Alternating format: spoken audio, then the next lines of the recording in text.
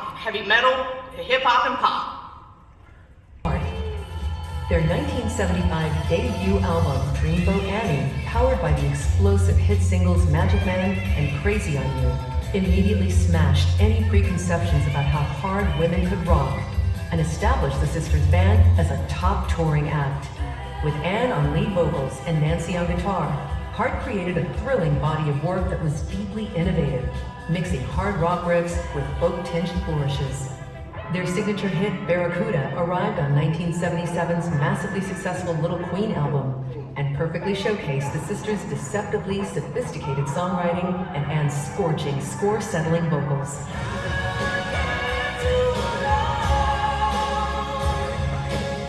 Across their catalog, Anne and Nancy Wilson have always created music that is identifiable but never static, equally capable of roaring power and shimmering delicacy. Through multiple lineup changes and shifting audience tastes, the Wilsons band has always come across unmistakably as Heart. And Anne and Nancy have been able to stay true to their passion while allowing for growth and momentum, evident on such later hits as If Looks Could Kill, These Dreams, and Alone. The band has sold over 35 million records worldwide and has had 20 top 40 singles. The Wilsons' influence on other artists, male and female, remains powerful. For their trailblazing accomplishments and their musical impact, the Recording Academy proudly honors Anne and Nancy Wilson of Heart with a Lifetime Achievement Award.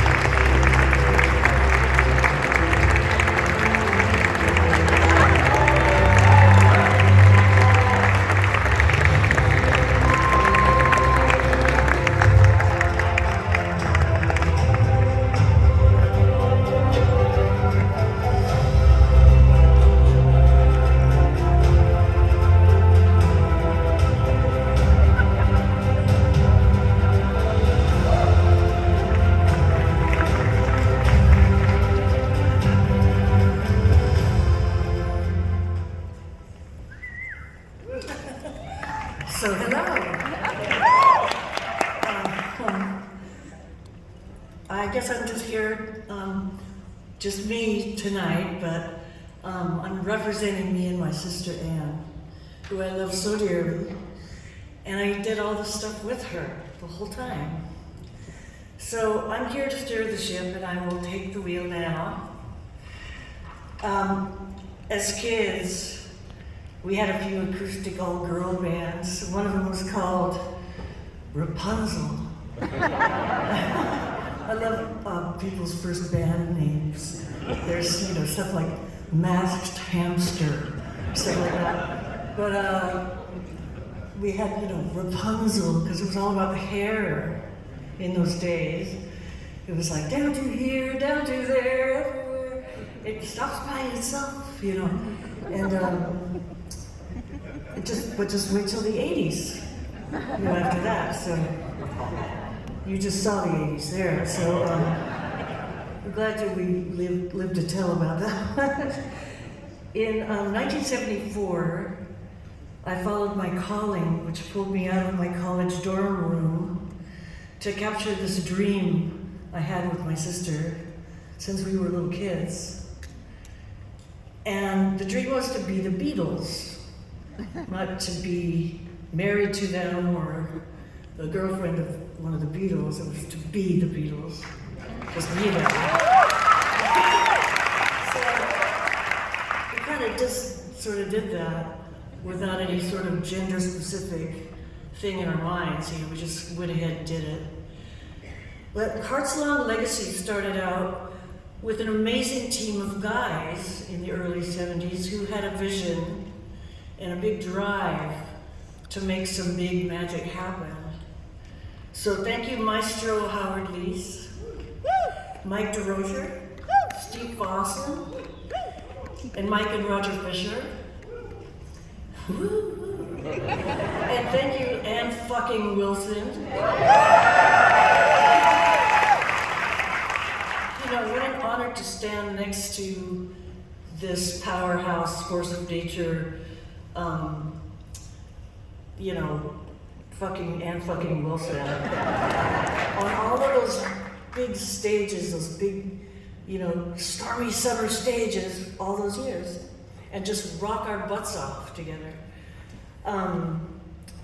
And we pulled each other through all of these lifetimes and universes that we built together for, one correction on the video, nearly 50 years.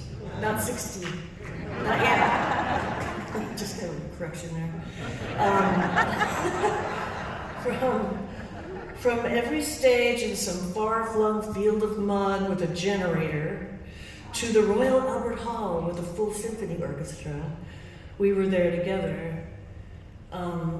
There was a Sunset Drive-In, one podium microphone and 2 acoustic guitars outside before the movie started at the drive-in theater, to the Kennedy Center honors, honoring Led Zeppelin, right? So we did all of that, the entire arc of all of that stuff together. So who I need to thank too is Don Passman, our elegant godfather, and huge thanks to Rob Light and John Sykes, who we all got kicked out of a Japanese restaurant with. And of course, Charlie, Bruce, Ash, and Andrew at Red Light Management, the best home team I ever knew. And thank you, my family, some of which are here tonight, and my best friends, Bestie, Sue Ennis, my longtime best collaborator, and still do, we still do. And Billy, you're here, thank you for coming. My boy. Thank you guys all for helping us survive the sheer insanity of this rock and roll circus. What our band did hard was pretty impossible. We were 2 stubborn military brats who could not have cared less about the gender politics at the time, and we still do not.